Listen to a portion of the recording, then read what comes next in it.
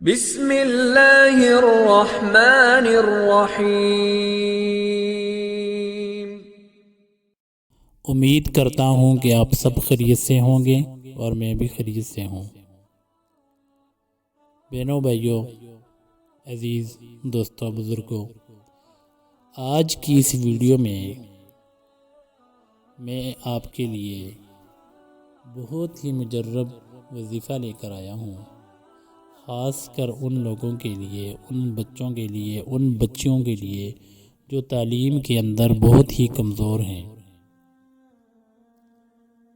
آج جس موضوع پر بات کرنے جا رہا ہوں وہ ہے تعلیم کے لیے روحانی وظیفہ۔ دور حالیہ میں تعلیم کی اہمیت بہت زیادہ ہو گئی ہے اور تعلیمی مقابلے میں بھی دن بدن اضافہ ہو رہا ہے۔ بچے تعلیم سے اس وقت بھاگتے ہیں جب وہ سبق یاد کرتے ہیں، اور جو بھی سبق وہ یاد کرتے ہیں وہ سبق ان کے دماغ میں نہیں بیٹھتا۔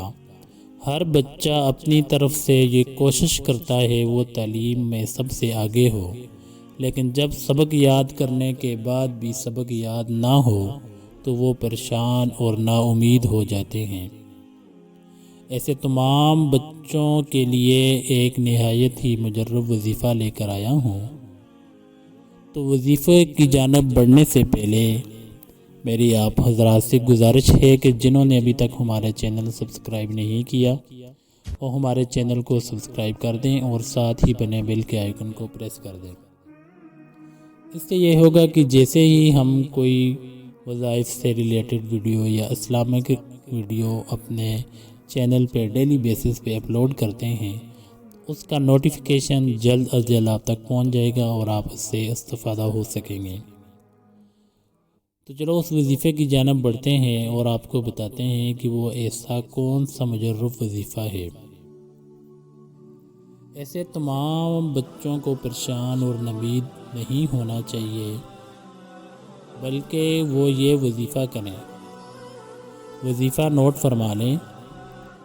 نماز فجر کے بعد 3 مرتبہ درود شریف کے ساتھ 21 مرتبہ سورۃ العلم نشرح لک پڑھیں۔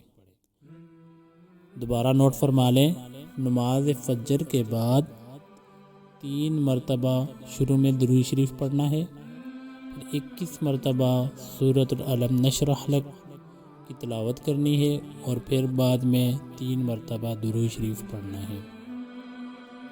یہ وظیفہ آپ نے اپنے پیپروں کے دوران جاری رکھنا ہے، اور یہ آپ پیپر سے پہلے بھی شروع کر سکتے ہیں۔ اس وظیفے کے عمل سے انشاءاللہ اللہ تبارک و تعالیٰ آپ کے ذہن کو کھول دے گا۔ جو سبق آپ نے یاد کیا ہوگا وہ آپ کو ایسا محسوس ہوگا کہ آپ کے سامنے کتاب کھلی ہو، آپ کو سب کچھ ایسا اپنے ذہن میں دکھائی دے گا۔ تو اس پہ انشاءاللہ عمل کریں۔